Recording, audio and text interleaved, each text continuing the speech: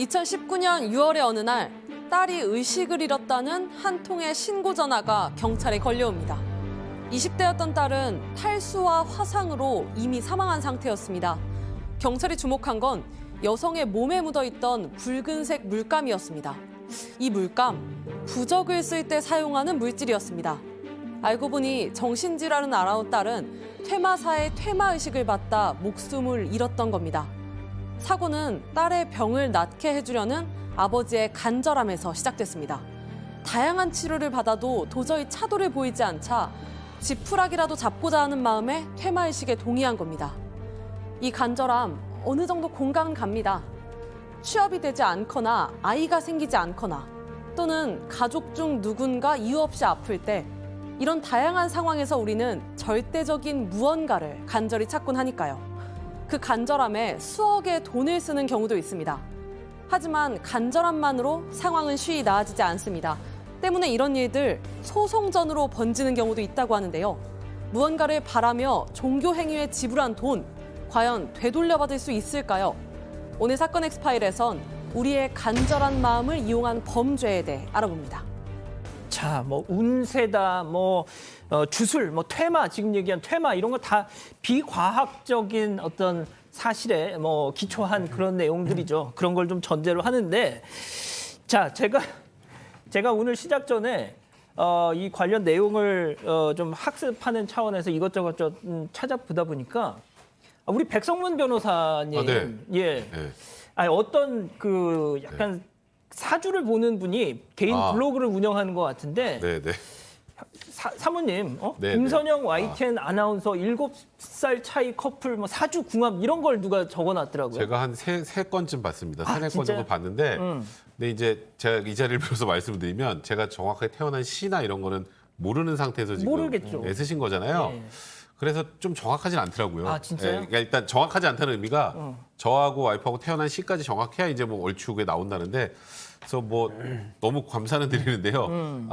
제가 그걸 보면서 저도 좀 괜히 쑥스럽게 하는데 괜히 그 얘기 왜 꺼내셨어요? 지금 갑자기 당황스럽게. 그러니까 지금 아무튼 서로 오행적인 보완이 잘 되고 있다고. 네. 찰떡궁합이. 그래서 결론은 좋아서 그냥 저희도 그냥 좋아하고 있습니다. 알겠습니다.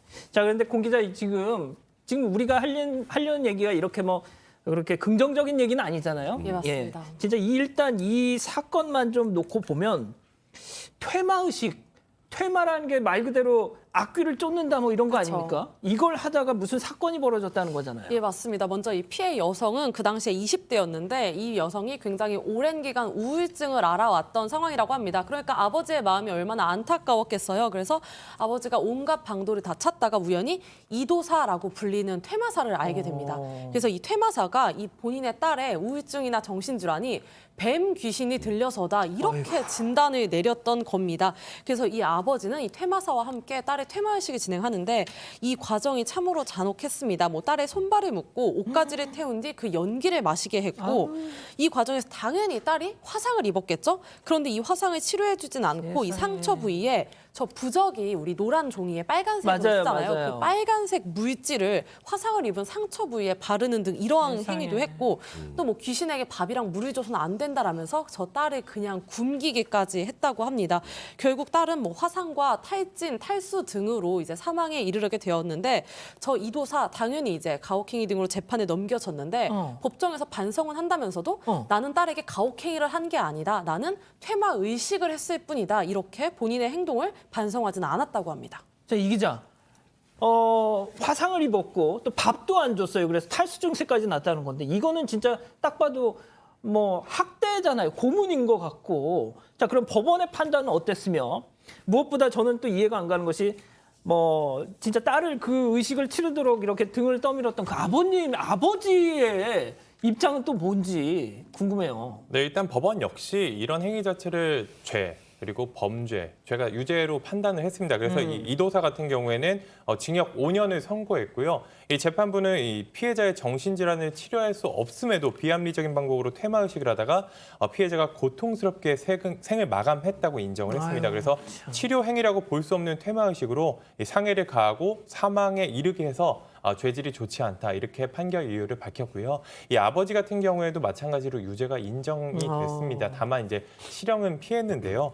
이 사실 딸에 대한 퇴마 행위를 의뢰하고 가학 행위를 방치한 혐의, 이 혐의 자체는 작지는 않습니다. 상당히 큰 죄이긴 하지만 이 재판부는 자녀에게 이제 악이나 적대감을 가지고 해를 가했다기보다는 오랜 치료에도 이 딸이 차도를 보이지 않으니 지푸라기를 잡는 심정으로 이런 잘못된 믿음을 갖게 돼서 범행에 이른 것으로 보인다면서 징역형을 집행유예하는 징역형 3년에 집행유예 5년을 선고했습니다. 자, 지금 뭐 채팅창에서도 도대체 이게 뭐 어떻게 된 거냐 막 다들 막 뭐 어안이 벙벙해 하시는데, 자, 일단 가족들 입장에서는요, 뭐가 됐든 지푸라기라도 잡고 싶은 심정이었겠죠. 이해가 완전히 안 가는 건 아닌데, 자, 몇 년 전에 3살 배기 아이한테 귀신이 들렸다 그러면서 엄마가 막 뭐 숨질 때까지 막 뭐 이런 걸 한 것도 있었고, 50대 여성이 애완견의 악귀가 딸한테 씌웠다면서 또 살해한 그런 끔찍한 일도 있었습니다. 자, 교수님, 이런 무속인의 말, 어떻게 보면 이런 약간의 비과학적인 사실에 기초해서 벌어지는 사건들, 이거 어떻게 이해를 해야 될까요? 이게 사실 이제 여러 연구들이 있는데요. 현실적이고 과학적인 단서로 해결될 수 없다라고 하는 좌절을 경험하게 되면 이런 그 이제 잘못된 어떤 세뇌가 될 정도의 어떤 집착을 보이고 있고요. 그다음에 이제 이런 잘못된 신념에 노출이 계속되게 되면 비현실적인 일들이 반드시 일어날 것이다라고 하는 이상한 신념으로 바뀌게 되면서 거기에서 헤어나지 못하는 이런 상태로 빠져들게 됩니다. 특히 이런 그 사이비 종교 같은 경우에는 또 이 외부 세계와의 차단을 가장 먼저 추구하기 때문에 예. 그러다 보면 정상적인 자기가 사고 판단할 수 있는 기회들이 다 박탈되기 때문에 결국은 여기에 잘못된 사람들이 시도하는 대로 그대로 그냥 따르다가 이런 비극적인 결과를 빚어지는 경우들이 많이 나타나고 있습니다. 아니, 변호사님, 일단 이 사건, 앞서 그 퇴마 사건, 그거의 시작을 일단 따져보면, 일단 이 퇴마사, 이도사? 네. 네, 이도 그 사람의 어떤 말로부터 시작이 된 거잖아요. 이러면은 이 어떤 처벌을 좀 할 수 있습니까? 그러니까 사실 아까 퇴마사 같은 경우는 본인이 그 퇴마 의식을 주도하면서 사실상 학대 주도적 역할을 했기 때문에 그에 대해서 처벌을 받는 거고요. 그리고 그럴 의사가 전혀 없는 부모나 혹은 조부에게 뭐 살해와 관련된 지시를 했다라면 뭐 교사범으로 처벌될 수 있겠지만, 뭐 악귀가 씌웠다. 이 악귀가 씌운 걸 해결해야 된다. 이런 정도 말 가지고 그 이후에 만약에 독자적으로 부모나 조모가 아이를 살해했다면 그걸 과연 살해 교사로 볼 수 있을까? 이거는 형사처벌 대상이 되기 굉장히 또 애매한 측면도 있어서 이거는 정말 좀 정확한 판단력을 가지고 이 얘기를 받아들이셔야지, 이 얘기를 듣고 현실을 믿어서 본인이 실행을 하게 되면 본인만 처벌받을 수도 있다는 사실도 꼭 알아두셔야 될 것 같습니다.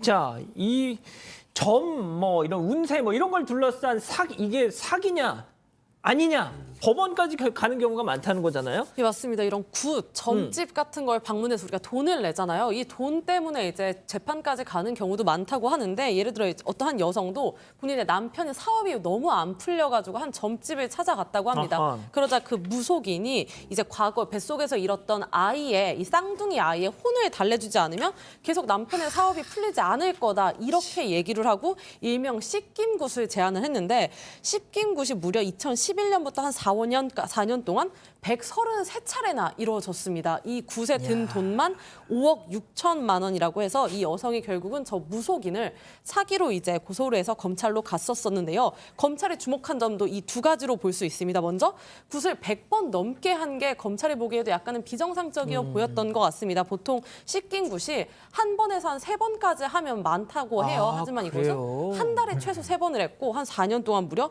100번이 넘게 수년에 걸쳐서 씻긴 굿을 한 게 의심쩍었고, 또 이 무속인 같은 경우가 이 여성에게 아까 아이의 영혼을 뭐 달래야 된다 이런 얘기를 했는데 아이의 말투를 흉내내면서 문자까지 보냈다고 합니다. 뭐 엄마 사랑해 이런 내용을 보냈다고 하는데, 검찰은 이런 문자 역시 이 무속인이 저 여성을 속여서 이익을 취하려는 의도가 분명했다, 이렇게 여성을 사기 혐의로 이제 기소했습니다. 야, 진짜 저 무속인 정말 대단하네요, 정말. 어떻게 저럴 수가 있습니까? 아니, 그래서 법원은 어떤 판단을 내렸습니까? 그런데 법원에서는 무죄 판단을 받았습니다. 무속인이 무죄라고요? 네, 무죄 왜 받았냐면 이 법원 같은 경우는 일반적으로 이제 무속행위 같은 경우에는 결과보다 과정에 참여하면서 어떤 결론을 내서 그것 때문에 돈을 받는다기보다 이 굿을 함으로써 이제 마음의 안정을 찾거나 어느 정도 이제 마음이 치유가 되는 그런 과정을 그걸 목적으로 하기 때문에 이 과정이 있었기 때문에 무죄에 해당한다고 봤는데요. 특히 이번 재판부 같은 경우에는 피해자가 이제 남편의 사업 문제나 남편과의 관계 그리고 자녀들의 건강이나 장래 문제 등으로 이제 힘든 상황에서 안정을 얻기 위해서 이제 무속의 힘에 의지해서 했다. 그렇기 때문에 무속인이 속이지 않았는데도 이런 행위를 부탁했고 이런 제안에 응했을 가능성이 있다고 봤습니다. 자, 그런데 이제 뭐 이런 굿이나 이런 뭐 것들이 다 또 면죄부를 받는 게 아니라 또 사기죄로 판단을 받는 경우가 또 있다는 거예요. 자, 변호사님 그러면은 어떤 경우는 사기고 어떤 경우는 또 무죄고 도대체 기준이 뭐예요, 이게? 일단 굿하면 만약에 그 뭐 집안에 뭐가 안 풀리면 굿하고 나면 다 풀리나요? 아니죠. 다 풀릴 거라고 생각하세요? 아니죠. 그럼 앞으로 우리나라 모든 사람들 굿을 하면 됩니다. 그죠? 그렇기 때문에 굿은 말 그대로 마음의 안정을 얻기 위해서 본인이 선택해서 하는 거예요. 결과가 맞지 않는다고 해서 사기는 아니에요. 그러니까 굿을 실제로 실행했다면 사기가 인정되는 경우는 현실적으로 거의 없고요. 이제 사기가 인정되는 이런 경우 있습니다. 굿값으로 돈을 많이 받아요. 근데 그러면 굿을 해야 되잖아요. 굿값 아끼려고 기도를 하러 산에 들어갑니다. 그래서 굿을 안 해요.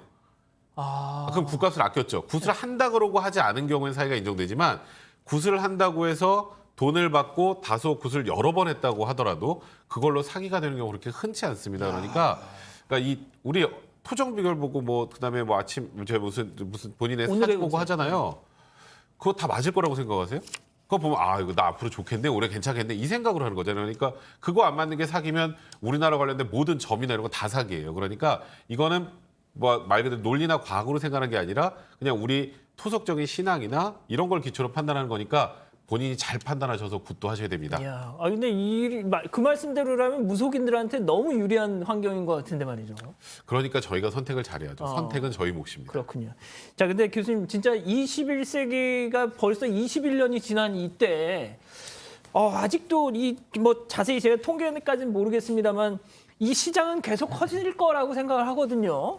근데 왜 그럴까요? 이제 과학이 발전할수록 사실 사람들이 느끼는 불안도는 그에 비교해서 같이 이제 높아지는 경우들이 많습니다. 특히 사실 이 피해자 같은 경우에는 좀 극단적인 피해자죠. 굉장히 정상적인 사고 판단을 하지 못하는 상황이라고 보여집니다. 오히려 이런 분들이 더 공황장애라든지 또는 예를 들면 어떤 뭐 정상적인 판단을 할 수 없는 이런 상태에서 일어나는 이런 그 심신 상실이 오지 않는가 하는 생각이 드는데요. 일단 민간 신앙 자체가 불법이 아니기 때문에 우리나라에서는 그 단속도 굉장히 모호한 이런 상황입니다. 그래서 계속 이런 사건들이 반복이 되고 있고요. 특히 피해자들이 법률적 지식이 굉장히 부족하기 때문에 어떻게 대처해야 될지 모르는 이런 상황에서 외부 정보가 차단되는 이런 상황에서는 일어날 수밖에 없는 범죄다 이렇게 보여집니다. 알겠습니다. 뭐 지푸라기라도 잡아보고 싶은 심정을 이런 식으로 이용한다면 그게 사기가 아닐까라는 생각도 좀 드네요. 자, 이렇게 마무리하고요.